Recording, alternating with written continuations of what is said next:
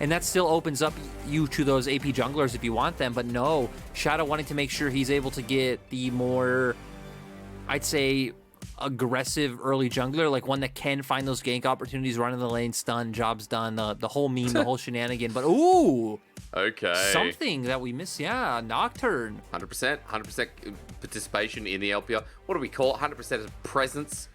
As I lose my words. Presence and most banned champion in the LPL right now. Most banned champion, 100% presence in games. Him and Renekton being the only champions that really hold that spot. It is a triple flex between top, mid, and jungle, so we don't know what to expect just yet. I think Lee Sin is still a pretty good pick if BLG want to go towards it. We saw what BiuBiu did last time around. You would expect that Zeka should be able to pilot that one as well. Okay, we get the Sett on the other side, though. So again, just going through the meta picks, I know our audience will have seen this so many times, right? Like, all right, well, Ezreal's open, so now Kramer has to pick Ezreal again, and that'll be the AD carry of choice. We are getting into routine in our meta. I think 11.12 will shift things up. This would be interesting if we just go, nah, forget Ezreal. Put Kramer on a bit of agency. Yeah, so they're already all in with that dive comp that wants to get straight onto the back line with the side of LGD. We have seen Kramer already pull this one out, so not too surprising. And now for the side of BLG, actually going to go straight towards the Akali. This is something that over in the LEC, you can see it first picked, you can see it blind picked all the time. Not something we see all too often here. You can guess that you are going to play against Sett, and it is one of the matchups where Akali is totally fine, right? You throw down the Shroud. It gives Sett a lot of issues with, finding the face breaker, or if you want to try and dodge out on the center of that haymaker and dodge out on all the damage. So a lot of options there you do find in the laning phase, and right now BLG has a composition that really punishes immobile backliners, but luckily for LGD, they haven't really drafted too many as of yet, but we know Kramer is going to be feeling a ton of pressure coming out from these 3 picks. I mean, he is, and I think I want to go back to, while we see the pick and bans, evolving here with the Thresh, Twist of Fate, Viego, okay, expected. I want to say that, Zeka on something that can have pop-off potential is a lot of fun. I think the potency of Akali right now is so good. We know Nocturne's kind of busted as well. It's just in a really good position. So 2 really big power picks. I'd even say, okay, Lee Sin's also in a really good place. So it feels like BLG just picking up power pick after power pick.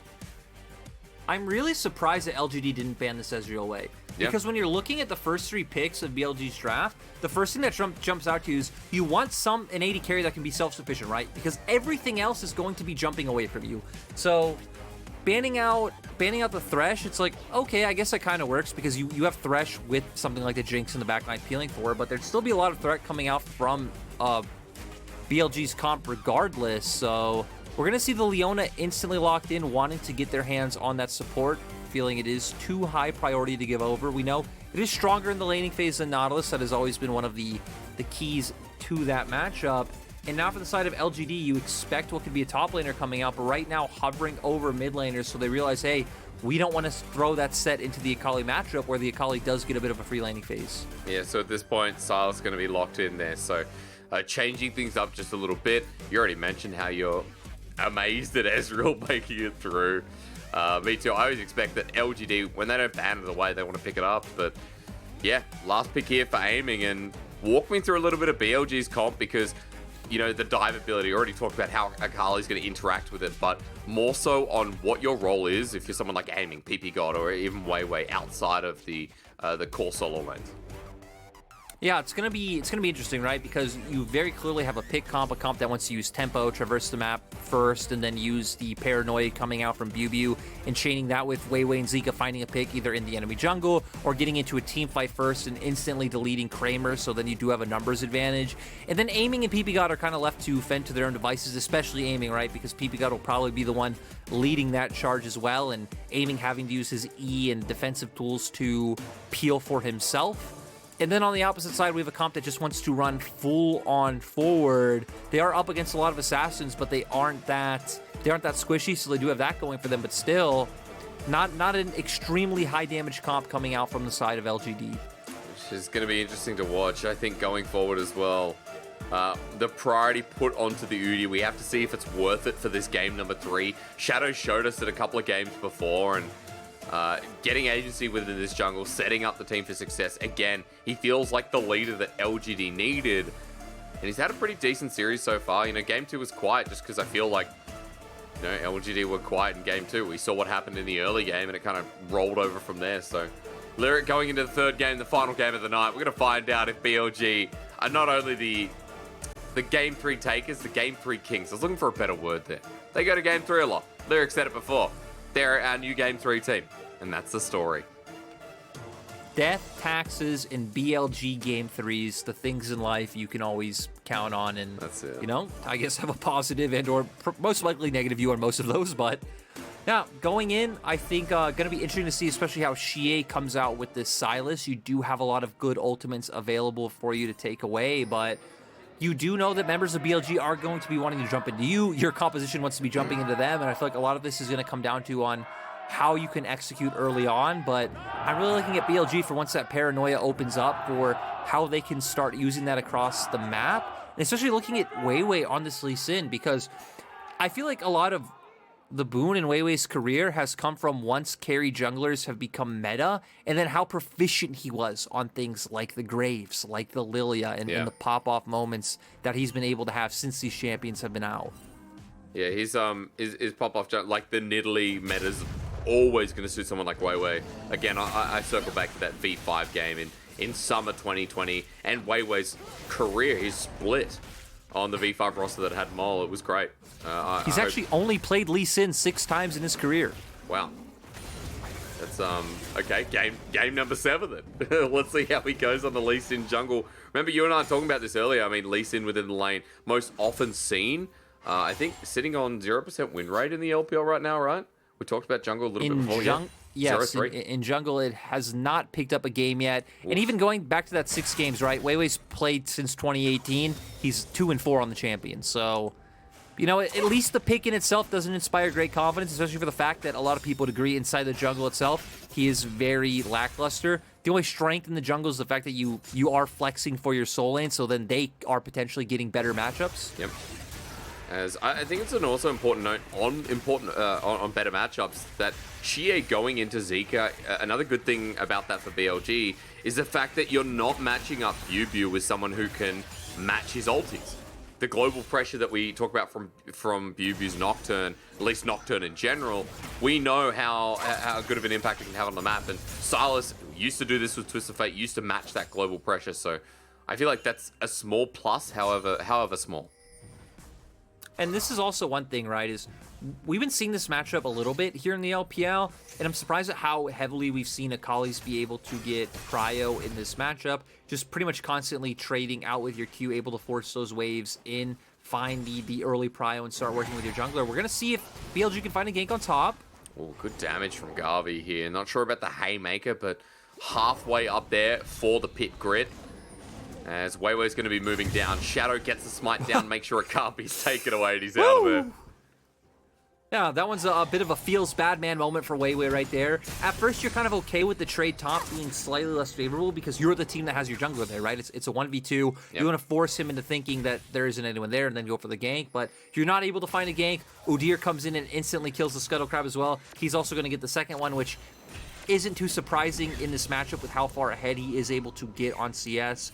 Going to recall first as well, come back on the map first with a tempo advantage, and now this is his opportunity where he can start looking to influence a lane before one of his camps do come back up. But Krugs will be the first thing to come up for him, but it does look like he's running towards that top side right now with the fact that Garvey is doing a pretty good job of making sure this wave doesn't push in too quickly. Bit of a CS lead up there as well. Jungle CS lead you already talked about there, getting the first reset off, heading straight towards the top side. But there is a cheeky little control ward that's going to spot him out on his adventure.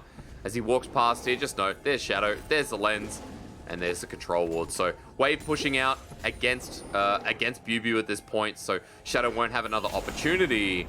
And while he is spotted on this top side, looks like he's just going to try and find some opportunities up towards this top side. Krugs is still there as he now, sorry, not there anymore, as he now spots it out. We'll just go back to his side of the map. Yeah, and you know, back to the BiuBiu thing is, you know, BiuBiu's actually not really behind because a big wave was crashing into him still. LG trying to find the opportunity to make that sort of play on top. And so far, we're just in a scenario where we're ping-ponging waves. Mark trying to hold this wave here because Kramer did go for that reset earlier. Looks like Kramer's only going to lose out on 1 or 2 minions, so it's not too bad for his side. And so far, no action happening anywhere. We saw WeiWei looking for action. We saw even Shadow right heading towards the top side, just making sure everything was okay. But so far, we've only seen that BLG have had control of all 3 lanes early on. So let's just talk a little bit about jungle matchup while things are slowing down, right?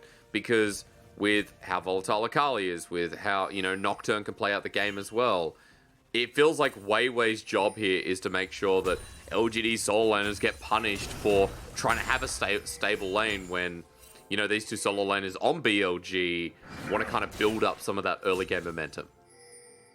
I mean, the thing is, though, is WeiWei, you can't really punish the enemy laners when your laners are consistently pushing in, right? Because we look at mid, Zeka's been pretty much under Xiye's turret every time we've seen him. Sure. BiuBiu has been pushing in, except off of bounce backs. BiuBiu, though, looks like he might go down. And that's the stun. Job definitely done. Game number 3 and first blood is over to Shadow. Yeah, and, you know, WeiWei even tried to hover up around the timing where he's crashing in the wave. Still, sadly, overextended, does get punished by Shadow. Zeka now extremely safe. He knows what Shadow should be trying to do, right? He just saw him gank top lane. He knows he just runs down river, comes for this gank mid. Has E, has W available to get away as well. So, finally seeing a nice early punish coming out for the side of LGD. So what you're saying is I was asking the right question for the wrong team, because it feels like Shadow punishing BiuBiu is a great start to the game, and trying to see what else he can get done on the map. He picks up first blood. That's a Bambi Cinder as well. And LGD now ahead by a bit of gold too. Just note that mid lane is down in CS. Bottom lane is even, but it is that CS lead through the jungle. It is the gold now on Shadow as he's 700 over WeiWei and has level 6 as well. So now towards the bottom side, I'm curious as how Shadow can push the momentum after getting the resource advantage. Yeah, and we're looking at ppgod roam and get vision around bottom side. It looks like Shadow wants to try and punish there as well, but WeiWei is on this side of the map, so if any action breaks out, WeiWei should be able to respond.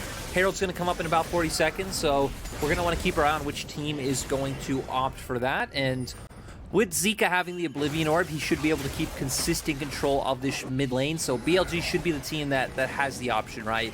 BiuBiu already having the Paranoia as well, so once he pushes in this next wave top, maybe start hovering down and start roaming and setting up for one of these plays. Bit of a nuke, and when you have an Oblivion Orb mid for Zeka as well, if it's Xiye who's caught in the crossfire, then you already apply the Grievous Wounds, you make it so that Xiye is just going to get nuked down, and Shadow could even be next. WeiWei over there with the ward hop thanks to the control ward, but BiuBiu walking down. He's walking over a control ward, so LGD know he's here.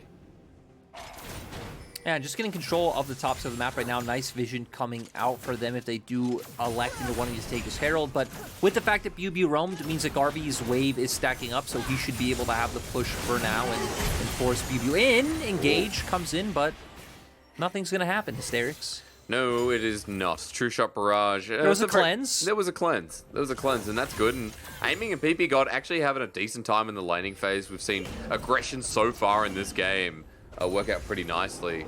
A Shadow up in the top side as well, so bottom lane knows they have to kind of just pull back to LGD, and now WeiWei's going to be spotted up here as well. Yeah, and we're going to see BLG posturing to take this fight probably. We do see Zeka catching in the wave in mid, so not going to go for it instantly. WeiWei going to try and find an avenue into river by ganking top lane. But Garvey's walked up and BiuBiu's gotten the fear. WeiWei joins in, but Sonic Wave doesn't connect. Haymaker Shield helps out a lot as well. Zeka moving in, but Herald's gone on down. Now for Shadow, wants to turn around, flashes on top of Zeka just to get out, but the Predator missile in BiuBiu finds its mark. He's paranoid, and now he'll pay the price. Zeka gets the kill, and it's the first kill for BLG in Game 3. Still, Shadow able to pick up that Rift Herald, so they're going to be able to drop that one down somewhere and get some gold on the opposite end. I like that BLG are instantly transitioning towards the Dragon, though. We even have Zeka picking up the Leeching Leer, so signaling he's going to go for the Riftmaker build, which makes a ton more sense in this game to me, where, right, we've typically had 2 builds come out from Akali. It's either the Hextech Rocket Belt or the Riftmaker coming in. Riftmaker, when you look at the enemy composition, Garvey on the Sett, Shadow on the Udyr, you have a Sylas, you have a Nautilus, you have a Kaisa, everything's coming into you. So you're going to be able to do a good job of, you know, stacking up that passive with Riftmaker, and you don't necessarily need to close the gap on any carry in the backline with something like a Rocket Belt. Because they're going to be closing the gap on each other. You talked about it a little bit before. I mean, you know, Zeka, Nocturne for BiuBiu, the way these comps interact, people are going to be diving each other. We're going to have a bit of a This mismatch. is going to be like this is going to be like that movie, what is it, 300, where you just have like all like the, you know, all the warriors running at each other towards the middle, or a mosh pit. Could be anything. There's a lot of, you know, analogies that can go with the way these it's going to be comps. like Jumper. Have you seen the movie Jumper, where, you know, they can teleport, they can jump from places to places? All they have to do is think No, about I where have they're not. going. Essentially, you can teleport, right? And so this game for me is going to be exactly like Jumper, where people are just going to appear behind each other and fight each other. And they get into a fist fight. You know, the guys who are jumpers, and they teleport to different places. Somehow they get to Tokyo. Not sure how, but it's cool. Anyway, for people who haven't seen Jumper, Samuel L. Jackson's in it. This is going to be like that episode of Wilfred, where Wilfred and Ryan fight each other in one episode, and I actually can't go into any more because it's not PG for definitely broadcast. that's an MA. But I'm just saying, if you've watched Wilfred, you know, probably the greatest show ever. Okay, Probably. this could be like The Last Samurai, where Tom Cruise is fighting for honor. You know, that's what this Game 3 is all about. We could pick any movie. This could be Fight Club, you know? But we've already talked about it. That's the first rule of Fight Club. We're obviously on top of our movie references, and there's every single movie you could think of that would make its way. I mean, Wilfred is a TV show that originated from your homeland, so... Yeah, and the dude who's in it was in a show called The Wedge. I know. I know, I kept telling you to watch it, but you never did. But hey, you know what you should watch is WeiWei going for this gank on top, but every time we've seen WeiWei go for this, nothing's panned out because Garvey is a very respectful young lad. Yeah, he is. Not going to overcommit there. WeiWei backs away, and Garvey all the way back at turret, you mentioned. But Shadow with the Rift Herald, that's something we have to look at. Look at it timing out as Mark, Xiye, and Shadow, the boys club, looking for an angle. It's the bottom lane that has 4 turret plates here. You already mentioned before, it is a big decision-making tactic when turret's already taken a bit of chip damage. So it might be Shadow who aims for bot, but he still hasn't used it, Lyric. I mean, this is timing out. It's got 20 seconds, 30 seconds on it max. Yeah, and you would expect with the fact that he's hovering around the bot side, that's probably where they're going to end up using it, right? But Kramer actually coming in for a recall right now. Nautilus heading mid, so it looks like they actually are going to opt into giving that over to Xiye, but look at the minimap. BLG's support and jungler are matching. I mean, they are. The pressure's on. ppgod spotted out WeiWei there as well. Wave crashing in. Look at where the Herald is. Shadow, if you go for the fight, the Herald's going to disengage. Kicked away. Might just have to put it down and get it out of the way, as the refund is about 10 seconds off. Ladies and gentlemen, that Rift Herald, it's hurting a little bit as TP comes back up to the top side. BiuBiu dealing with Xiye, good spell shield, but the paranoia is stolen away. Herald was now placed down mid in the last 5 seconds, so at least it'll give gold down. But Garvey's not even going to walk up. He's like, whatever, you just take the gold, and all of it goes to Shadow. Overall, I think this was a slight win for the side of BLG for the fact that LGD would have been able to put down Herald mid regardless of if any of this happened, and BLG forced out a TP from Garvey. So, in the end, if you think about what would have happened was probably a similar scenario, it's like, cool. You just ended up getting 2 TPs. Yeah, you're right. Xiye having the TP top to cover that wave as well, to make sure that BiuBiu wasn't getting ahead, and LGD weren't dropping any waves or gold on the map. And that's rough. I mean, you get the paranoia, but look, you would have gotten that if you just moved Xiye up anyway. So, at this point in the game, BLG, they're ahead in gold. They've got a bit of tempo here as well. They've got first items coming across the board, which I think is really important when we've got the dragon coming up in 50 seconds time. Paranoia was used because Xiye, it was just running out there on the hijack. So he burns it down. Now we have to look towards the dragon where hijack won't be available for Xiye. It's poor timing. It's a teleport's not available there as well. And Lyric, I think the important thing, coming back to my earlier point, Rift Maker there, Stride Breaker too. We have big mythics that BLG can really work with. Yeah, now we want to start seeing BLG prepping for this next dragon. They have the TPs, as you already highlighted. BiuBiu can keep up that pressure in top lane, force someone to come answer a wave there. We see them doing a nice job of utilizing their bot lane prio as well, with ppgod moving up. They push in the wave mid. And look at the map. Garvey now having to finally make his way back towards topside with Xiye coming out. This should be a free objective for BLG, and I hope to see them opt into it.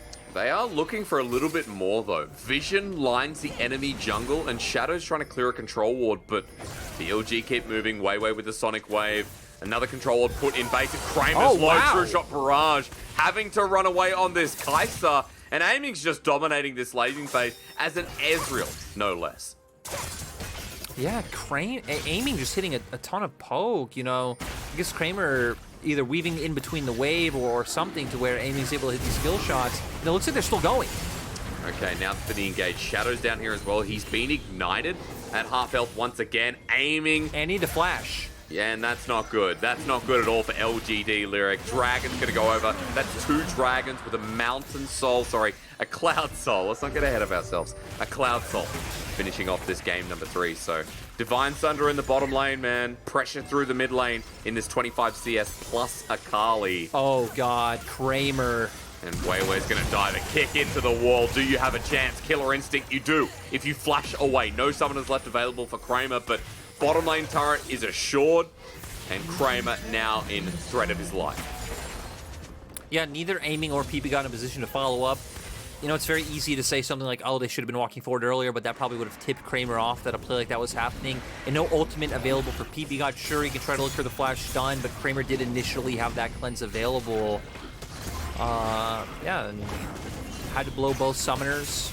And we're going to see LGD trade on the opposite side of the map for Rift Herald. So ultimately, LGD at least are getting something for their troubles. Kramer didn't go down in the end, but Zeka feeling a bit spicy. Ooh, and hey, nice leash. What the? Okay, 5-point strike went behind the Krug, but didn't kill the Krug. It's an interesting interaction. Sonic Wave.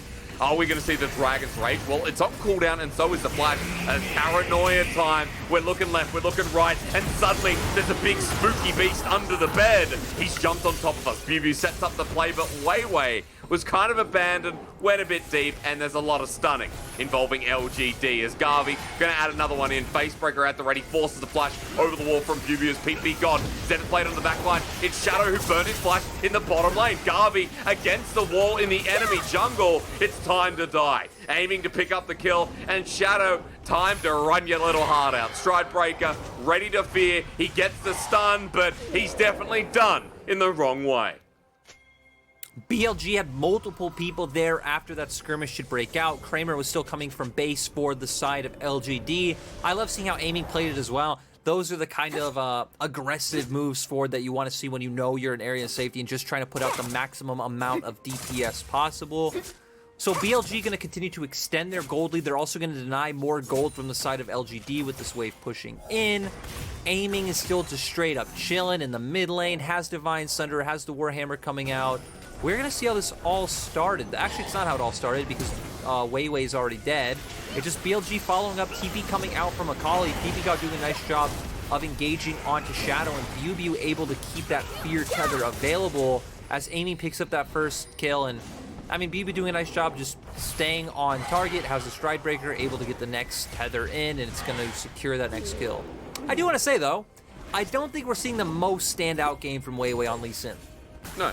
I don't think it's been anything exceptional, right? But I want to say that I think Zeka's playing the lane well and has been so far. ppgod caught out Killer Instinct, but never mind. Okay, ppgod can turn this around. He has Solar Flare. He has Flash, and look at mid. WeiWei with the kick, turns it around. He said, Lyric, you talking smack about me? Sets up for the kill. Zeka over the wall with the Killer Instinct, rather. His Assassin's Mark. The perfect execution already used, but the two-shot barrage from aiming yet again. Into the wall, LGD have got some damage. The Facebreaker from Garvey, good, but as he flashes away, it might just be to his death. Taking people with him is his job, but it's another win for BLG. Yeah, 2 for 3 going over to the side of BLG. Once again, it's like, sure, they might not be turning this into anything like dragons or heralds or anything like that right now, but just think about how much passive gold that LGD's losing every time something like this happens. Yep. We're seeing them lose gold, we're seeing them lose in EXP, and if you're losing in EXP, you're losing in levels, which means you're losing out in base stats. We're going to see here, WeiWei did apparently hear me talking smack, did finally find a nice kick on this Lee Sin. We're going to see BiuBiu go straight onto Xiye, ppgod and Zeka trying to follow up, but BiuBiu is going to take a ton of damage and aiming with a really nice ultimate. And I feel like in both these last two games, we see, hey, the soul laners and support are doing a nice job of finding the targets and doing a lot of the heavy lifting, but aiming as well. Always left to his lonesome, always just able to output free damage on the back, but I like what you hit on before. This definitely feels like a game that's been all about Zeka. And it's also nice that we're starting to see Zeka come into his own and kind of do more of what Cream is doing on OMG. Yep. It's like, hey, if your best champions by far are assassins, just keep picking assassins, keep picking what you're good on and make it work. Especially here in the LPL where we see teams just fall back to their identity so much and it's never really about conforming to the same picks. Well, Mark might have been caught out here. LGD trying to turn around, but Paranoia turns off the lights. The electricity bill not paid. And for LGD, that means they can't eat. BLG find two more. That's quick kills onto Mark, onto Shadow. Zeka chasing up. Ooh. Another assassination. It's a double kill. Solar Flare to stop the engagement. Zeka still chasing away. No flash, but the 5-point strike. Nets the triple. Garvey left over. Quadra kill for Zeka. And this is the kind of highlight performance that people like Coma foresaw this player bringing over when he brought him under his wing. Nice to see Zeka coming into his own, getting his hands on the LeBlanc, coming into this game, bringing out the Akali. Champions he looks much more proficient, much more comfortable in. He understands the dynamics and playstyle so well. He's playing extremely aggressive. I already highlighted, really love the Rift Maker coming in, going into the Morello for the amount of sustain coming out from the enemy soul laners, turning this into a Baron. And overall, it has been clean for the side of BLG so far. It has, and it looks like a Game 3 where LGD are not going to be able to come back. 7k gold lead just about. Baron picked up. Soul in 2 Dragons time if we even get there. And no one can deal with the Akali. And on top of that, if you kill Zeka, it's like, cool. Past that, aiming is still alive with 3 items too. And he's got himself a Frozen Heart, which against his composition is going to do so much. Plus, it adds so much more damage. So 3 item Ezreal online as well. And BLG are showing up massively. It's like Game 1 didn't exist. No, BLG doing a nice job of getting themselves back in the series. And once again, hiding in the enemy jungle, looking for these picks, wanting to punish Mark. And Mark, it's high Mark, and by Mark as well. Into the turret, good little face breaker, but kicked away. Won't save Zeka's life. Down he goes, but remember I said this before, aiming is still alive with the Paranoia, turning the lights off once again, BiuBiu into the backline, and LGD on the retreat path. Solar Flare misses around, but they've got more as a stolen Paranoia from Xiye to re-engage, but down he goes. Garvey as well, not getting any shielding, back into the backline. BiuBiu pulls them together, and everyone dies. Aiming fills the void, and BLG can do no wrong. And I feel like that game might have very quickly changed from, hey, just going and taking Dragon to being able to end, but actually with the fact that they don't have a minion wave yet, it looks like that is not feasible. Only 20-second death timers. That would have been pretty cool, though. I love when games just explode open and then the most climactic / anticlimactic ending. I know that doesn't make sense, but it makes sense to me. Happens at the same time. Well, game's not going to find its climactic ending this time around, but it all feels assured. BLG 8k gold lead, Dragon taken, Inhibitor down, or at least Inhibitor turret, I believe, in the end. Inhibitor was left to be spared, and Lyric, Zeka on a ward, but LGD tried to bait them in, but there's just so much damage and follow-ups. And yeah, look at the minimap, right? Everyone is nearby. Aiming's already here. ppgod's on his way. Nocturne has Paranoia available. Sure, Zeka goes down to Star, but the large lead coming out from the side of BLG. Look at Aiming on the back line. Once again, untouched, able to throw out those W's and Q's, dishing out so much damage. Xiye thinking he can find something going back in, but Aiming goes forward. BiuBiu's still a menace, and this just leads to a massive team-fight victory for the side of BLG. And as they clean up the last one, we come back to Summoner's Rift live, ready for BLG to take it home. This series has been very back to front. LGD started it out with an under 30-minute game 1, but BLG game 2, now game 3, have looked like the stronger team. And Lyric, you know, we're talking about Zeka a lot. He died in the last fight, but remember, this is a 3-item Akali still going to be looking at him in the fights. You were talking a bit before, you know, Coma saw, sorry, not the emote. Coma saw something in him before.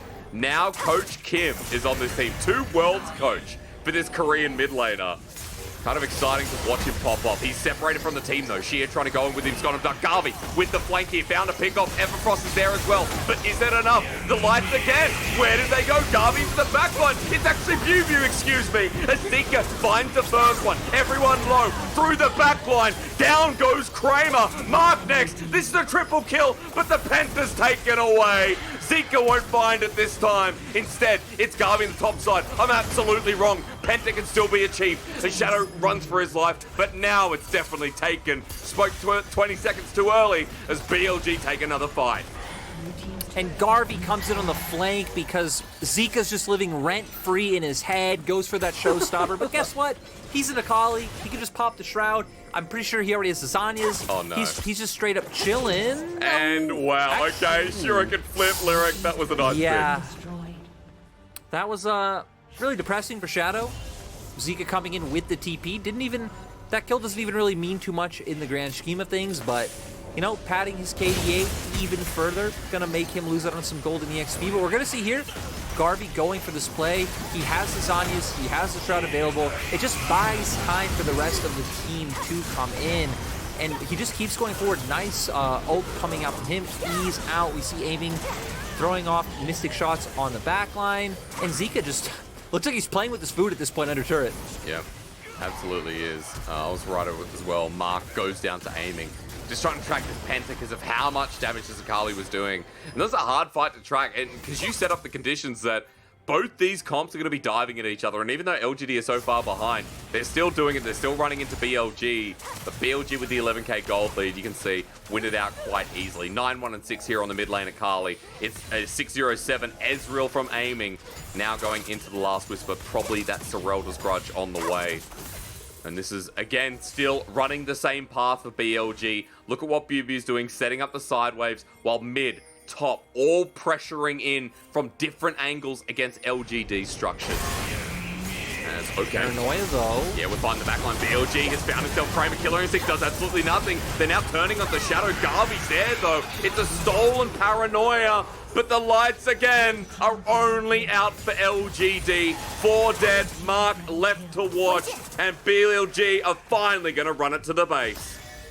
And you could feel that LGD felt it was doomed, just continuously trying to flip it, try and find some kind of advantage. But BLG have gotten their advantages. Zeka has gotten his massive advantage, aiming, playing aggressively. And this will be BLG finally picking up a series win. Against LGD, no less. They go to a game 3, but this time around, they finally secure it down. In 27 minutes, BLG open up their LPL season, or at least open up their wins against LGD. They open up their week 2 with finally something a lot of us have been expecting for a while, but still, LGD putting up a close fight in the series overall. But in the end, Zeka getting his hands on some assassins, some hype games from BiuBiu on the Lee Sin, and yeah, we come up with a series win for the side of BLG. WeiWei might not have been able to do much early on that game on his Lee Sin, but did find some good kicks later on, and BLG overall, I think showing a semblance of what we expected from them. Not to say that they didn't perform decently in their other series, right? Because they were always able to pick up a win, but definitely felt like it was just a matter of time before BLG got in the W column. Especially with how the early games have gone, right? You know, we saw it this time around that even game 2, you can use that as data, where BLG held on to their early game leads, they held on to control, and didn't really give anything back to LGD. I think this time around as well, we kind of saw, you know, WeiWei in that commanding position once more, but more so, okay, it wasn't WeiWei commanding position, it was the solo laners lyric, who did so well. BiuBiu on the Nocturne, Zeka on the Akali, and even aiming in the bottom lane. He might not have had a CS lead, but he for sure was winning that bottom lane just through pressure alone. Yeah, he definitely had a phenomenal game and a good series overall, but it's nice to see ppgod also have a better series, right? I think game 2 especially is where he massively stood out, so we're starting to see some signs of life come from this squad. For the side of LGD, it's really interesting because we see some games like game 1 where it comes together extremely well. You can see they understand their win condition of like how to play out these 5v5s. They don't take the early game too fast. And then you see other games like game 2 and game 3 where Shadow is still able to find the first kill early on, link up with his top laner, but from there it's like, you know, you're losing mid and bot decently hard. Your comp, sure, it does have like a very holistic identity set, but it also feels like, for the fact that you have the same identity as BLG's comp, but they just have winning lanes, it feels like BLG got the better end of that trade, especially when they're getting all the priority picks in terms of they picked up the Ezreal, they picked up the Nocturne, they got the Lee Sin. Like think about that. They got Ezreal, Nocturne, and Lee Sin in the same draft. Akali, which might not be high priority here, but you can see from other regions is a champion that a lot of people view in the S tier. So game 3, they just kind of stacked a bunch of quote-unquote OP champions together and were able to take advantage, and it just doesn't seem like LGD were able to keep up from early game, at least in that game 3, right? Yeah. And, I mean, game 2 was just kind of unfortunate that Garvey got punished so hard, and it felt pretty doomed once the Gwen was 0-4. Whereas this time, I think as well, like on top of the draft, you're exactly right, but then those winning lanes transitioned to the bottom lane, and we saw TPs had to be used, it had to be responded to, and, you know, Garvey moved out of his top lane. BiuBiu got to push for turret plating. Xiye had to cover and use the TP as well. And TP advantages from there. I mean, Zeka, BiuBiu that enabled BLG to push for some of these early objectives and keep control going, keep tempo going. Definitely felt like a lane game rather than WeiWei just making sure he can farm and then, you know, get some good of these kicks off that we saw towards the end of the fights. But just look at aiming's damage. I mean, this tells a story, right? Aiming throughout the lane, got an early Divine Sunderer, and Kramer was forced out of lane, what, 2, 3 times we saw him back and get pushed back, and it was a miracle he could keep up in CS. You know the funniest part? That was a pick 5 Ezreal, remember? That was led all the way through. LGD ignored it, and then when it looked like it'd be the best pick for BLG's draft, again, I feel like that was at least like decently a given, is like, hey, they need a self-sufficient AD carry. They're going to go for the Ezreal. Gets his hands on it for free on pick 5 on red side, and he's able to do so much work with it. We've seen both games that LGD just don't really have an answer to being able to force on the backline, and this is a sort of comp that needs to do that, but when they don't have control of the vision and control in river in their own jungle, they're not able to get on targets. They're pretty much always just having to answer BiuBiu and Zeka jumping on top of Kramer instantly. Yeah, I mean, look, I feel for LGD, but at the end of the day, this was, you know, something we've seen coming through. I guess game 2 especially. You know, we've seen the best of Garvey, we've seen the worst of Garvey. Throughout this series, we saw that, you know, Xiye on the Sylas didn't have much of an impact. You could say it's due to game state or whatever, but yeah, I think analyzing LGD here, Lyric, it's hard in what position to put them in, because as I open up their little page on LPL, it feels like LGD are a team that can have these amazing games like game 1 and then completely fall apart, or like whether it's drafting or otherwise, and then look like a completely different beast, you know, later in the series. Yeah, they're in a very similar position to Ultra Prime as me, where they have some very like interesting and like great pieces on this roster, but some other areas that typically falter. And again, they're bringing a lot of new pieces together, and like, sure, some of these guys have played together in the past, but you're still having to rebuild from the ground up. And yeah, LGD not able to pull it through. I think especially when you do have some players that are more quote-unquote coin flippy. Not a big fan of that term, but I think Garvey's been a player who shows that, as we've hit on. Yep. Xiye is a player who I think on specific champions is an absolute monster, and on others kind of falls more to about your average LPL player. So this game, I think it was a little bit about, right, losing out in those early laning phases, but especially in the mid game where we saw, you know, TPs being forced out to where then LGD are forced into weird positions. I remember the double TP being forced out by when BLG were aggressing onto them. Yep. To just how much like tempo you lose on the map because of a play like that, and then you're at a TP disadvantage, which then sets up for the next play coming out from BLG. A lot of moments like that, which gave BLG their windows where they started racking up this gold lead, because this gold lead didn't just explode out of nowhere, right? It was very small and very incremental. It's like, okay, 500, 1,000, 2,000, so on and so forth over like a very long period of time. But it was kind of like that in game 2, where, you know, LGD committed to a play like Herald play towards the top side, where, you know, Kramer moved as well, and aiming was just sitting bottom hitting turret plates because, you know, BLG are like, all right, we'll make the call for the lane itself. And I think that's why we've seen, you know, BLG in the past, at least this split, play so well. As Zeka's MVP, by the way, is that through these lanes, you know, playing through the lanes itself, that's what had part of the reason they've had such a good early game, right? The 11-1-8 Akali was exactly that, a winning lane, sure, but Zeka always held control and always had the TP advantage, always had good objective control. There's nothing wrong you can say about this man in the third game. I liked his itemization as well on top of that. Just overall spectacular mechanics, and he showed the same things that he did in game 2 on this Akali pick, that he understands where he needs to be positioning relative to where the enemy comps are, and like whatever BLG are doing, right? They're taking aggressive vision, maybe they're pushing a turret on bot side. He's hovering around in jungle waiting for the other members to rotate to try to pick them off. You'll constantly see plays like this where only if you're a real proficient assassin player do you know to constantly look for these windows. He knows when he needs to go back and catch a wave, or when is it more important to do that. So phenomenal performance coming out from him, I think, in both these past 2 games. And the only thing I hope to see from him is like what I said in game. Just, you know, play to your strength, adapt the identity like Cream. Cream's just picking up a bunch of assassins. He knows on OMG that's what he was strong on in LDL. And it'd be nice to see Zeka do the same. It's not to say Zeka can't play other things, right? Because we've seen in lane his Sett's competent, and he was able to play mages last year as well. But it doesn't seem like relative to the team, he knows how he should be playing them. Yeah. He's able to figure out the laning phase aspect, but right, like mid-game and how to position in team fights and what windows to look for are completely different. So definitely a skill he's going to have to build up, but on Assassins, this man is second to none. Yeah, that's Ooh, true. Zeka versus Cream. Oh. I want that. That'd actually be really nice. I mean, Zeka not as new as Cream, of course, but I'm just looking at BLG's next matchup. We do have Suning, so it's going to be a very different style, but you do get Zeka versus Cream week 3, sorry.